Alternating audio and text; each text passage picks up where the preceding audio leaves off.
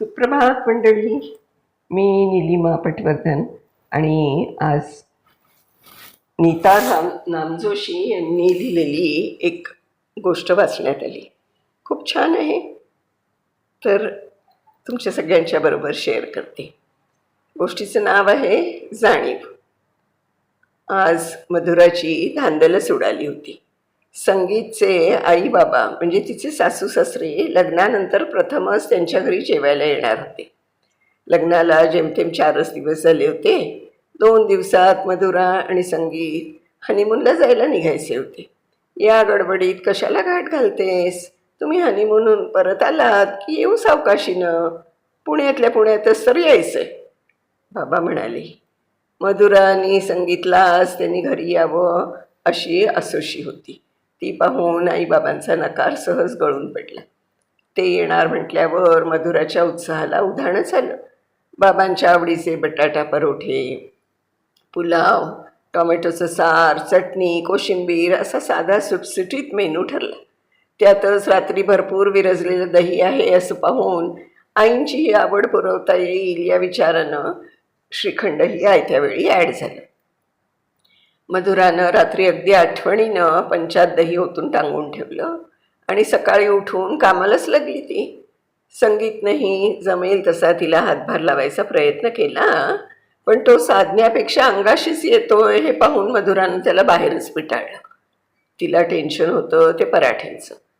ते पुरण पारीत भरत बसण्याची कसरत करून स्टफ्ड पराठे करण्यापेक्षा सरळ बटाट्यात कणिक मसाला मिळवून ते गोळे लाटून पराठे करायचं तिनं प्रिफर केलं. जमेल तसा अधूनमधून आईला व्हिडिओ कॉल होत होता. असं करत करत आईच्या निगराणीखाली एकदाचं श्रीखंडापासून सगळं तयार झालं तेव्हा इकडे मधुरानं आणि तिकडे तिच्या आईनं सुटकेचा श्वास टाकला. जाता जाता तिच्या पदार्थांवरून एक नजर फिरवून आई जेव्हा आज तू नक्कीच सासू सासऱ्यांचं मन जिंकून घेणार असं म्हणाली तेव्हा मधुराला जग जिंकल्याचा आनंद झाला. कारण तसंच होतं. तिची आई सुगरणातली सुगरण. पदार्थांच्या केवळ वासावरून त्यात मीठ बरोबर आहे की कमी जास्ती पडलंय त्यात चूक सांगायची.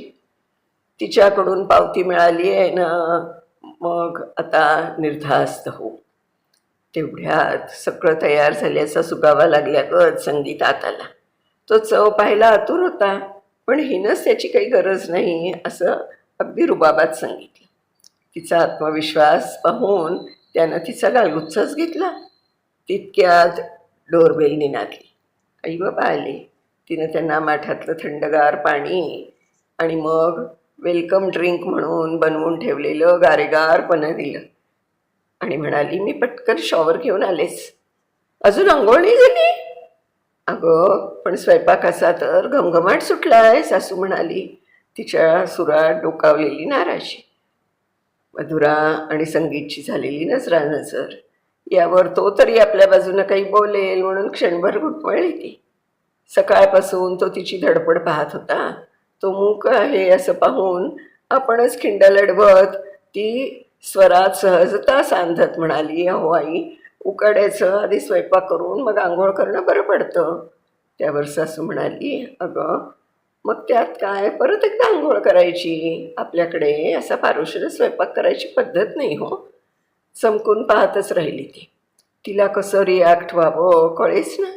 उगाच तोंडून काही कमी जास्त निघून जायचं आणि घोळ व्हायचा. मग तिनं बचावाचा पवित्रा घेतला. आलीच आंघोळ करून असं तोंडातल्या तोंडात पुटपुटत ती वॉशरूमकडे गेली. शॉवर घेता घेता तिला गेल्या वर्षी लग्न झालेल्या तिच्या सखीचे अनुभवाचे बोल आठवले. तुला सांगते, सासू काही वाकडं तिकडं बोलली म्हणून अपेक्षेनं नवऱ्याकडे पाहावं तर अशा वेळी हमखास अपेक्षाभंग होतो. नवरा अगदी मूग गिळून गप्प बसतो. विचारात हरवून जात समोरच्या वाहत्या पाण्यात डोळ्यात दाटून आलेले अश्रू वाहून गेले. डायनिंग टेबलवरचं सजलेलं पान पाहून सासरे बुवा कमालीचे खुश झाले.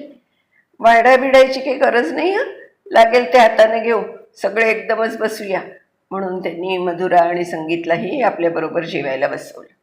एक एक पदार्थांचा चवीनं आस्वाद घेत संपवलं. मधुराच्या पाककलेचं मनापासून कौतुक केलं. चक्क्यापासून सगळं घरीच बनवल्यानं श्रीखंड अवीट गोडीचं झालंय असं म्हणून त्यांनी सासूच्या पानात आग्रहाचं श्रीखंड वाढलं. ते खाताना सासूच्या चेहऱ्यावरही तृप्तता होती. जेवणानंतर सगळ्यांचीच हक्काची वामकुक्षी झाली. चहाबरोबरच्या गप्पा रंगल्या. बोलता बोलता संगीत बाबांना म्हणाला, बाबा तो आजीचा किस्सा सांगा ना. तशी त्यांनी एक चोरटा मिश्किल कटाक्ष आईकडे टाकून सांगायला सुरुवात केली. प्रसंग रंगवून सांगायची बाबांची तर हातोटीच. ते सांगू लागले, नुकतंच लग्न झालं होतं आमचं. गावाहून आई 4 दिवस मुक्कामाला म्हणून आमच्याकडे आली होती. पहिल्याच दिवशी हिनं तिच्यासाठी स्वयंपाक केला. त्यांचं ऐकता ऐकता आईची दुखऱ्या नसेवरच त्यांनी बोट ठेवलं जणू. तिनं राहून आवेगानं उसळून म्हणाली, नुसता स्वयंपाक नाही बरं, पहाटे सुटून थंडीत काकडत आंघोळ करून आईनं आवडतो म्हणून चांगला पूर्णावरणाचा घाट घालून साग्र संगीत स्वयंपाक केला होता मी. तरी सासूबाईंनी खुसपट काढलं. म्हणाल्या, आपल्याकडे सोहळ्यानं स्वयंपाक करायची पद्धत आहे, तू ते पाळलंच नाहीस. त्यांचं बोलणं मनाला इतकं लागलं ना.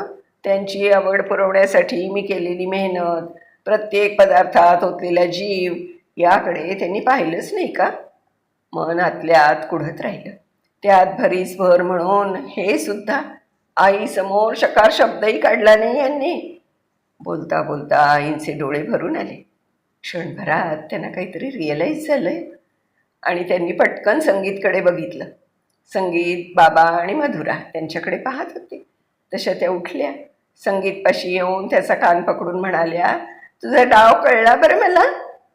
संगीत खट्याळ हसत नाटकी आविर्भावात म्हणाला, आई नव्या नव्या बायकोसमोर तरी इज्जतीचा कचरा नको न करू.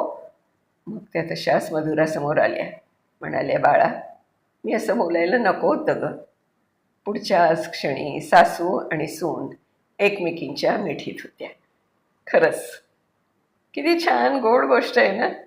नीताताई खूप खूप धन्यवाद. खूप छान गोष्ट लिहिली आहे आणि मलाही अगदी खरंच असं वाटतं की प्रत्येक पहिल्या पिढीने नवीन पिढीने आपल्यासाठी काय केलं आहे, किती मनापासून केलं आहे त्याचं कौतुक करावं. अशा छोट्या छोट्या गोष्टी, आंघोळणी केली, पारोशी आहे आणि काय सोहळ्यात नाही वगैरे असल्या खुसपटे काढत बसू नये.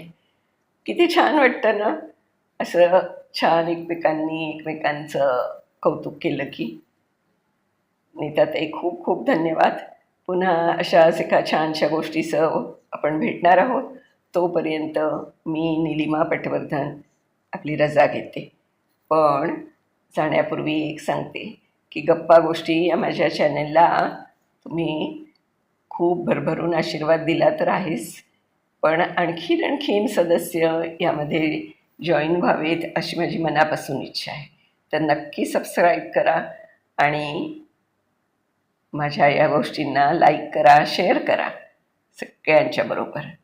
भेटूया पुन्हा अशा नवीन गोष्टीसह. तोपर्यंत बाय बाय.